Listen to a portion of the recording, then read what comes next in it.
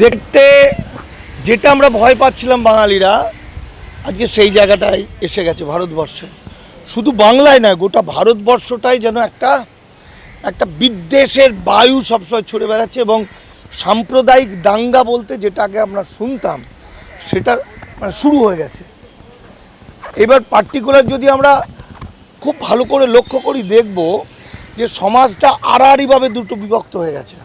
একদিকে দাঙ্গাকারীদের পক্ষে এসে দাঁড়িয়েছে কতিপয় মিডিয়া, আর বাংলার মতো তারা, আনন্দবাজারের মতো তারা, যারা লাগাতার মিথ্যা বলে বলে বলে এদের উদ্দেশ্যটা হচ্ছে যে ভারতবর্ষের সাম্প্রদায়িক দাঙ্গা বা হিন্দু মুসলমানের বিভাজনটা এমন জায়গায় তুলে দেওয়া যেটাতে ভারতটাই শেষ হয়ে যায়।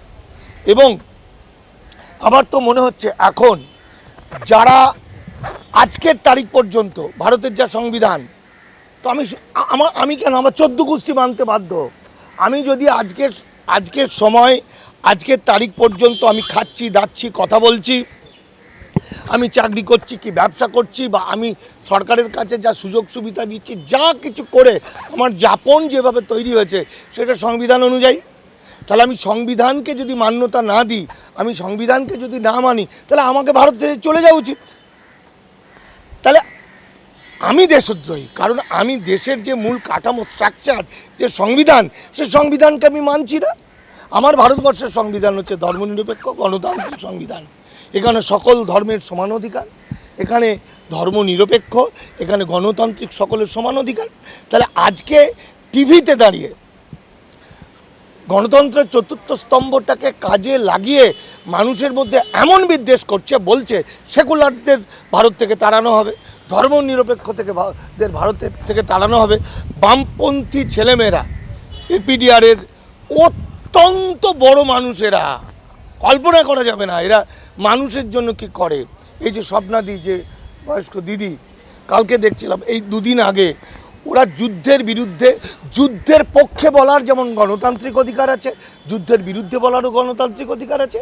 ওরা গণতন্ত্র সংবিধান মেনে ওরা যুদ্ধের বিরুদ্ধে বলছে যে যুদ্ধ কখনো ভালো কিছু দিতে পারে না, যুদ্ধ মানে ক্ষতি। তো সেইখানে আজকে এই রাষ্ট্রদ্রোহী যারা দেশ বিরোধী, এবং কিছু মিডিয়াও আছে, এই মিডিয়াগুলো অশিক্ষিত, একদম অসভ্য নোংরা অশিক্ষিত কিছু সোশ্যাল মিডিয়া, তারা গিয়ে প্রশ্ন করছে যে আপনারা পাকিস্তানের যুদ্ধ বন্ধ করতে বলছেন, আক্রমণ বন্ধ করতে বলছেন, তাহলে কি আপনারা তাহলে কি আপনারা পাকিস্তানের লোক? আরে মানেই জানে না, সাংবাদিকতা কাকে বলে সেটাই জানে না। এখন আমার যেটা মনে হয়েছে, বাংলা মব লিঞ্চিং শুরু হয়ে গেছে। গত 2-3 দিন আগের কথা, আমি মুর্শিদাবাদ গেছিলাম, সেখানে বাবা ছেলে দুজন যারা গোমাংস বিক্রি করতেন, এটা পশ্চিমবঙ্গে, আমার ভারতবর্ষের মধ্যে পশ্চিমবঙ্গে এখনও আইন সিদ্ধ, সেটা আইন করে সেটা ওঠেনি। ফলে সে গণতান্ত্রিক পদ্ধতিতে সে গোমাংস বিক্রি করতে গেছিল, তাদেরকে বীভৎস মেরেছে পশ্চিমবঙ্গে।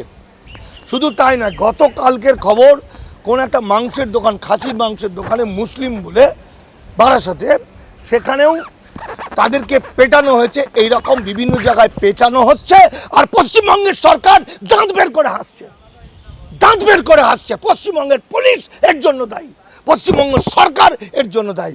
যদি পশ্চিমবঙ্গ সরকার এই ভয়াবহ বিপদের হাত থেকে রক্ষা করতে না পারে, এই সরকারকে আমরা মানি না।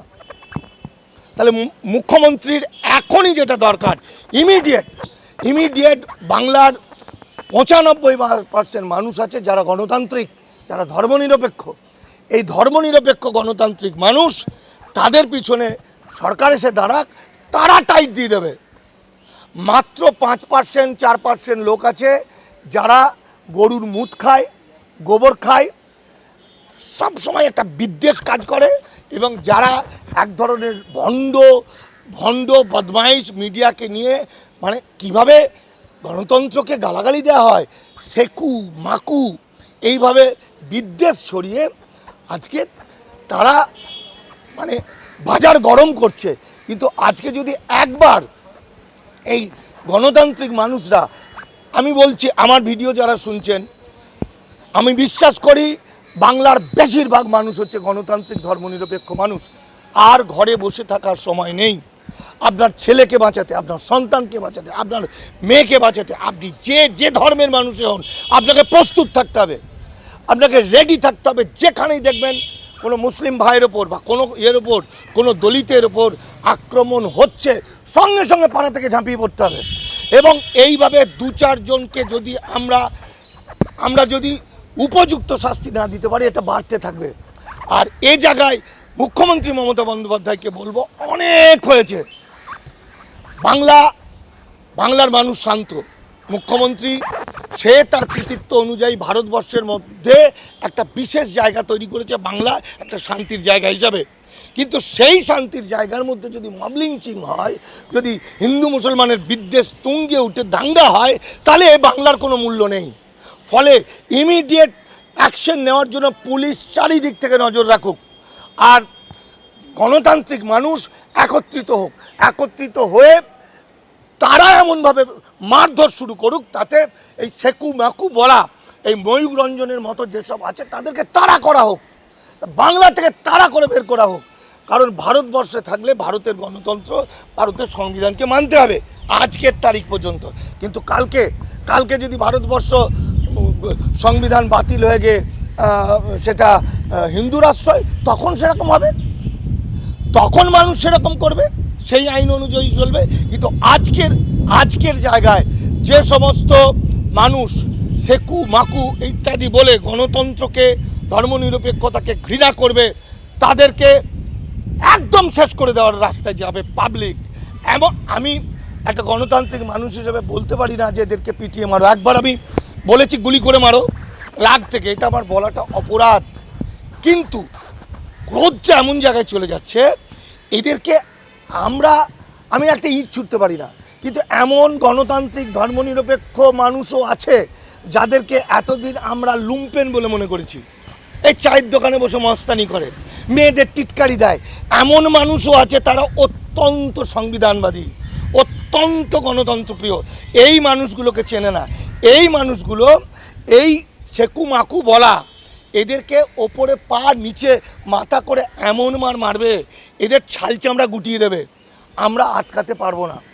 এখানে আমার একটা শেষ কথা, এক গুরু দায়িত্ব এসে পৌঁছেছে যে বিদ্বেষ, জাতপাত এবং বিদ্বেষ এমন জায়গায় এসেছে, সোশ্যাল মিডিয়া খুলে দেখা যাচ্ছে যারা এই বিদ্বেষের পক্ষে, যারা উদ্বাস্তুদেরকে, যেমন ভারত সরকার তুলে নিয়ে গিয়ে, গুজরাট থেকে তুলে নিয়ে গিয়ে বাংলাদেশের সুন্দরবনের বাঘের ডেরায় ফেলে দিয়ে এসছে 78 জনকে। এবং সোশ্যাল মিডিয়ায় দেখা যাচ্ছে এইটাকে যারা সমর্থন করছে, যারা বলছে বেশ করেছে, তারা কিন্তু বেশিরভাগ বর্ণ হিন্দু, তারা কিন্তু বেশিরভাগ ব্রাহ্মণ। তাহলে আমি এই কথাটা এখন বলবো যে জাতপাতের জায়গাটা এমন জায়গায় চলে গেছে, পশ্চিমবঙ্গের যে সমস্ত ব্রাহ্মণ আছেন তাদের দায়িত্ব, কর্তব্য, যারা মানবিক ব্রাহ্মণ, চন্দন চ্যাটার্জির মতো নেতাদের নেতৃত্বে ব্রাহ্মণ মানুষরা তারা পথে নামুক, দলিতদের বাঁচাতে, মুসলমান ভাইদের বাঁচাতে, SC ST OBCদের বাঁচাতে। যদি তা না হয়, এই আন্দোলন, এই দাঙ্গা কিন্তু বর্ণ জায়গায়, এমন জায়গায় যাবে, ব্রাহ্মণ পেটানো উৎসব শুরু হয়ে যাবে। মাত্র 3% ব্রাহ্মণ আছে, আর বাকি সমস্তটা হচ্ছে মূল নিবাসী মানুষ।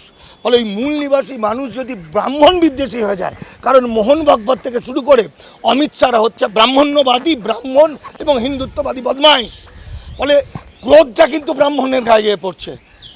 আমি তো জানি প্রচুর ব্রাহ্মণ মানুষ আছেন যারা অসাধারণ মানুষ, ভাবা যাবে না।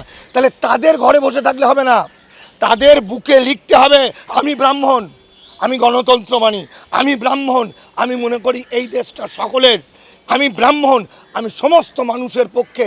তারা মিছিল করুক, তারা মিছিল করে বাকি 97% হোক 85% মানুষের কাছে একটা বার্তা দিক যে RSS BJP এরা প্রকৃত হিন্দু নয়, RSS BJP নরখাদক, RSS BJP হলো মূর্খ, বদমাইশ, গরুর মুতখোর এবং গোবরখোর শয়তান। এই শয়তানরা হিন্দু নয়। সেখানে বলতে হবে প্রকৃত হিন্দুরা একত্রিত হও, ব্রাহ্মণদের বলতে হবে আমি ব্রাহ্মণ, আমরা সমস্ত মানুষকে নিয়ে চলতে চায়, এই বলে তারা যদি এখনই না বেরোয়, অদূর ভবিষ্যতে ব্রাহ্মণ পেটা উৎসব হয়ে যাবে, কেউ কিন্তু বাঁচাতে পারবে না।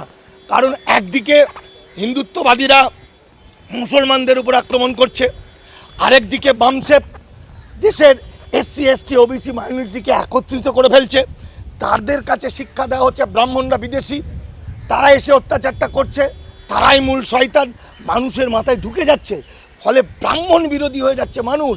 আলটিমেট সমস্ত রাগটাকে পড়বে কিন্তু তথাকথিত উচ্চবর্ণের ওপর। তাই উচ্চবর্ণের মানুষদের এখনই কর্তব্য, যে কটা লোক আছে বুকে সাইনবোর্ড নিয়ে পথে মিছিল করে বলা, এই বিভাজন মানুষের মধ্যে, এই জাতপাতের বিভাজন আমরা মানি না। যেভাবে আমাদের ব্রাহ্মণ ঘরের সন্তানরা, অনেক বড় বড় মানুষরা ভারতবর্ষকে চিরকাল মাথায় করে রেখেছে, এই ভারতবর্ষকে তারা এখনও পর্যন্ত সংবিধানকে রক্ষা করার জন্য তারাও এগিয়ে আসছে, এটা বোঝাতে হবে। ব্রাহ্মণরা ঘরে বসে থাকবো আর চুপি চুপি আমি নচিকেতা চক্রবর্তী একটা গান বললাম, আমি অমুক, আমি তমক, ওসব চলবে না। প্রত্যেকটা রাগ গিয়ে পড়বে নিম্নবর্ণের মানুষের, এখন রাগ গিয়ে পড়বে বর্ণ হিন্দুদের ওপর। কারণ এই আক্রমণটা করছে বর্ণ হিন্দুরা, আরএসএস বর্ণ হিন্দুদের পার্টি, আরএসএস ব্রাহ্মণদের পার্টি, ঠিক আছে?